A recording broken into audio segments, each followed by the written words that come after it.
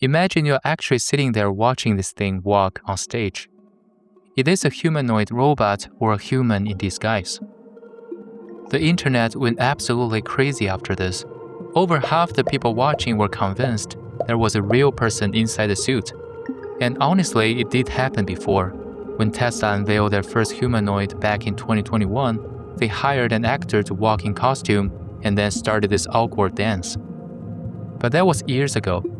No serious tech company should still be doing that. But the skeptics kept zooming in. Some pointed out a human ear underneath. Others said they could see muscle movements beneath the surface.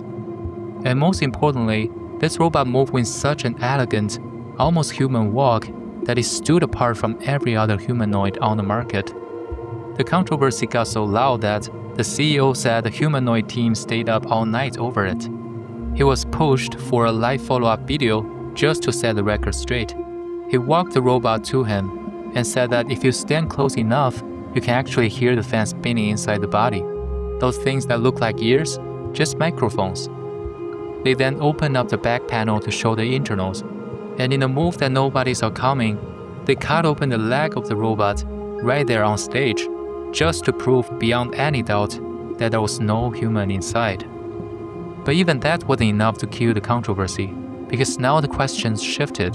People started asking, why build it this way at all? This is a robot with bones, muscles, and skin. According to the team, future versions will even be customizable by gender, body shape, and hairstyle. Why do you need that kind of diversity in your robot that's supposed to be working on factory floor?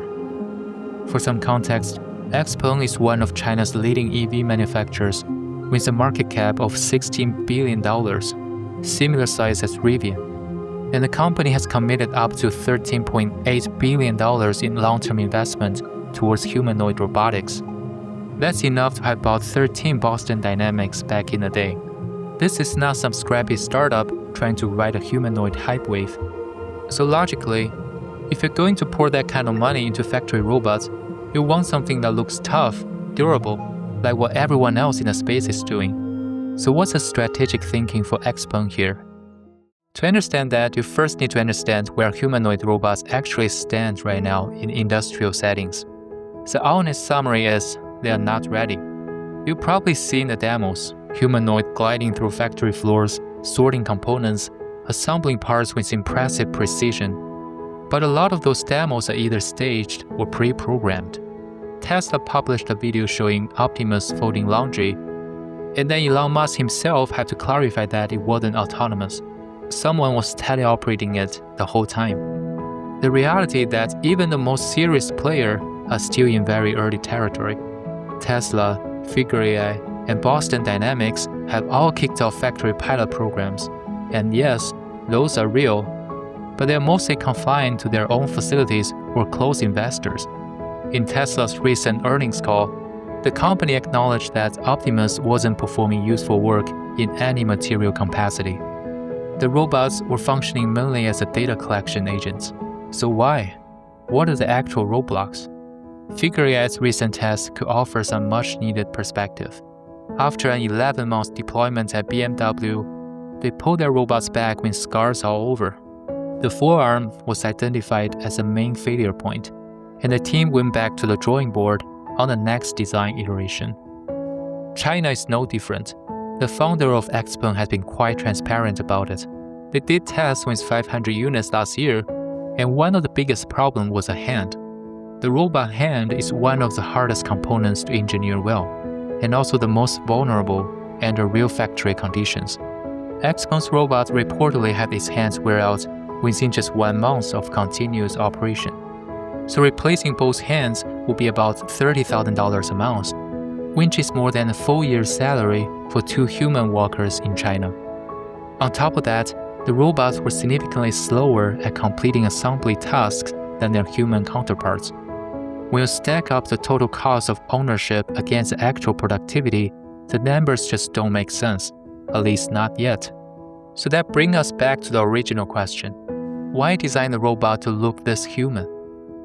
The answer is that Xpeng had made a deliberate near-term pivot.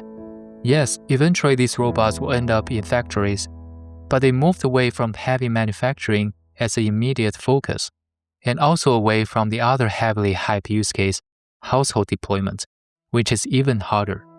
Putting a large, heavy metal machine in the average Chinese home, which is under 1,000 square feet, around kids and elderly family members, creates too many safety concerns to be practical right now.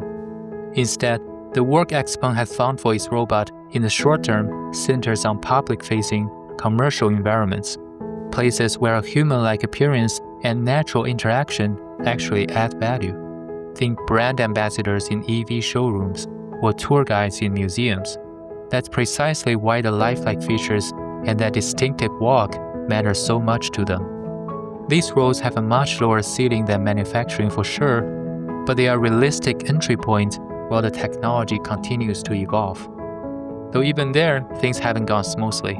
One video clip showed the robot simply collapsing after standing in place for just a few minutes. So the next time you see a humanoid robot dancing, doing kung fu, running a marathon, or playing tennis, essentially doing everything except useful work, try to have a little empathy for both the machine and the team behind it. They are not avoiding real tasks, they just cannot do them yet. The gap between where the technology actually is and the sky-high expectations of impatient investors is probably the root cause of all this performance theater. In a way, it might be most accurate to think of humanoids as toddlers. Before they can do any real work, they first need time to learn, to play, and yes, to make a lot of stupid mistakes. So when do you think we'll actually see humanoid robots doing meaningful work? Let me know in the comments. Otherwise, please subscribe and I'll see you in the next one.